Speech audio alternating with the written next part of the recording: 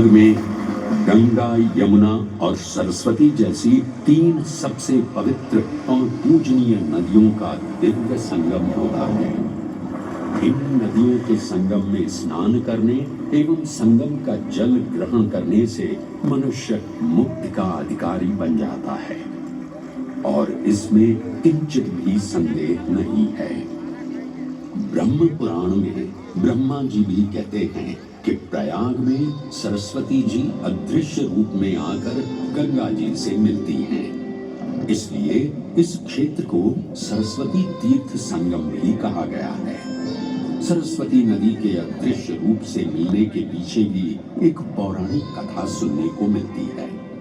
ऐसा माना जाता है कि बद्रीनाथ क्षेत्र की गुफाओं में जब वेद व्यास जी भगवान गणेश को महाभारत की कथा सुना रहे थे, तब उस क्षण सरस्वती जी हिम शिखरों से टकराते हुए अपना मार्ग बनाती हुई बड़ी ही तीव्र गति से बह रही थी। सरस्वती नदी के इस तेज बहाव से उत्पन्न होने वाली तेज ध्वनि वेद व्यास जी का ध्यान भंग कर रही थी। इसलिए महर्षि वेद व्यास जी ने सरस्वती जी से वेग और ध्वनि को कम करने का आग्रह किया, परंतु उनके अनुरोध उपरांत भी जब सरस्वती नदी के वेग एवं ध्वनि में कोई कमी नहीं हुई, तो उन्होंने क्रोधित होकर सरस्वती जी को श्राप दे दिया और कहा कि वे अब धरती के भीतर यानी कि पाताल लोक में प्रवाहित। तब से ये माना जाता है कि हिम शिखरों से उद्गमित हुई सरस्वती नदी उत्तराखंड के माना गांव से आगे अपने अदृश्य रूप में प्रवाहित होती है।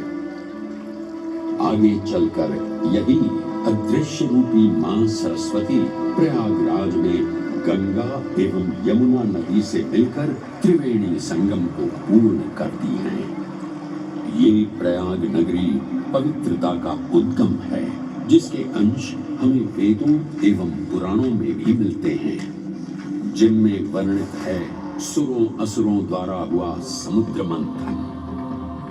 अमृत प्राप्ति के लिए सुरों और असुरों ने एकजुट होकर क्षीर सागर का मंथन किया, जिसके संदर्भ में पुराणों में विभिन्न कथाएं देखने को मिलती हैं। उन्हीं कथाओं में एक कथा महर्षि दुर्वासा और इंद्रदेव से संबंधित है। इस कथा के अनुसार ऋषि दुर्वासा ने इंद्रदेव से प्रसन्न हो उन्हें पारिजात पुष्पों की एक दिव्य माला भेंट की, जिसे इंद्रदेव ने साधारण पुष्पों की माला समझ स्वयं धारण न कर उसे अपने वाहक गजराज ऐरावत के मस्तक पर रख दिया। पल भर में गजराज ने वो माला धरा पर गिरा उसे अपने पैरों तले रौंद दिया। ऋषि दुर्वासा से ये अपमान सहन न हुआ और उसी क्षण क्रोधित हो उन्होंने इंद्रदेव को श्राप दे दिया। हे अहंकारी इंद्र, तेरा इतना दुस्साहस कि तूने मेरा अपमान किया। जिस वैभव एवं शौर्य पर तू इधर आ रहा है, क्षण भर में ही तेरा ये वैभव, प्रतिष्ठा, शक्तियां सब नष्ट हो जाएंगी। अत्रि पुत्र दुर्वासा समस्त देवगणों को श्रीहीन होने का श्राप देगा।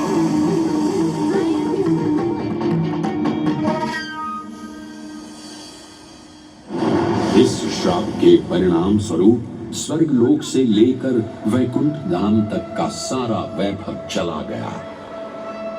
जहां स्वर्गलोक में सभी देवता अपना वैभव एवं शक्तियां खो चुके थे, वहीं वैकुंठ धाम में मां लक्ष्मी भी क्षीर सागर की गहराइयों में चली गई।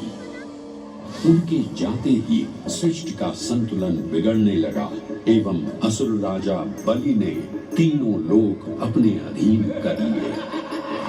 ये सब देखकर सभी देवतागण अपने श्राप के निवारण हेतु भगवान विष्णु की शरण में जा पहुंचे और कहने लगे, हे पालनहार, हे स्वामी, अब आप ही हमें इस श्राप से मुक्त होने का मार्ग बता सकते हैं, अन्यथा हम अपनी शक्तियों से सदैव वंचित ही रहेंगे और युद्ध में कभी भी असुरों का सामना नहीं कर पाएंगे।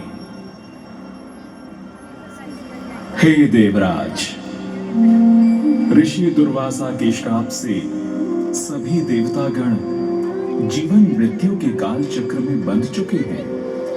इस काल चक्र एवं श्राप से मुक्त होने के लिए अब केवल एक ही मार्ग शेष है और वो है समुद्र मंथन।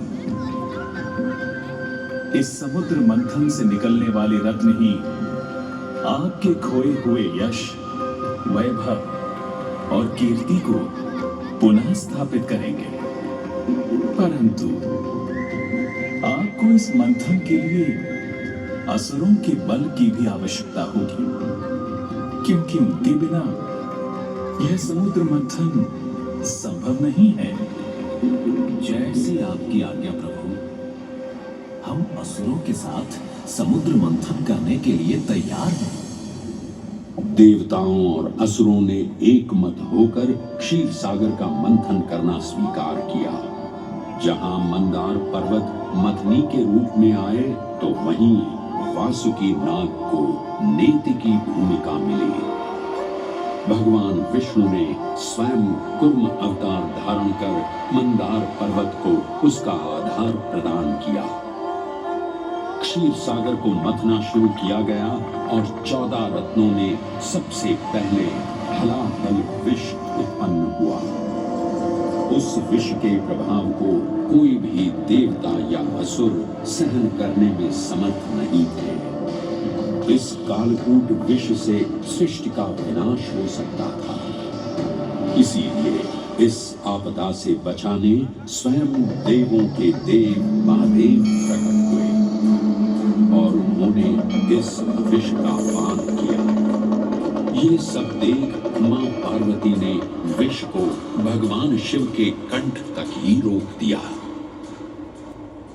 इस कालकूट विष के प्रभाव से महादेव का कंठ नीला पड़ गया और तभी से उन्हें नीलकंठ के नाम से भी जाना जाने लगा।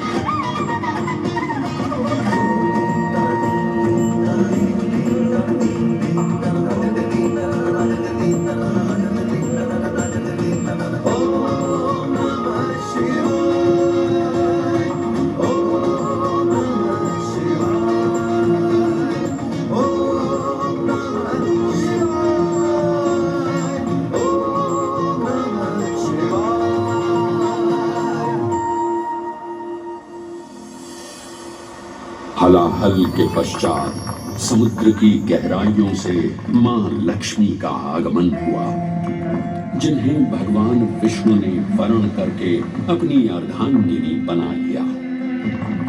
इसके पश्चात समुद्र मंथन से एक एक कर कामधेनु गाय, पारिजात वृक्ष, चंद्र, कल्प वृक्ष, अपार सुंदर अप्सराएं, गंधर्व, शंख, उच्चैःश्रवा, वारुण एवं कौस्तुभ मणि जैसे अनेक रत्न उत्पन्न हुए। लेकिन सभी को जिस रत्न की सबसे अधिक प्रतीक्षा थी, उस रत्न का निकलना अभी बाकी था। अंततः आयुर्वेद के देव धन्वंतरी अपने हाथ में अमृत कुंभ लिए प्रकट हुए। अमृत कुंभ पाने की लालसा में सुरों और असुरों के मध्य एक घमासान युद्ध आरंभ हो गया। इसी युद्ध के दौरान स्वरभानु नाम का एक असुर अमृत कुंभ को अपने अधीन कर पाताल लोक की ओर चल दिया। तब अमृत कलश को वापस पाने हेतु देवतागण अपने आराध्य भगवान विष्णु का स्मरण करने लगे। तदोपरांत भगवान विष्णु एक सुंदर अप्सरा मोहिनी का रूप धारण कर पाताल लोक पहुंचे, जिसे देख सभी असुर सम्मोहित होने लगे।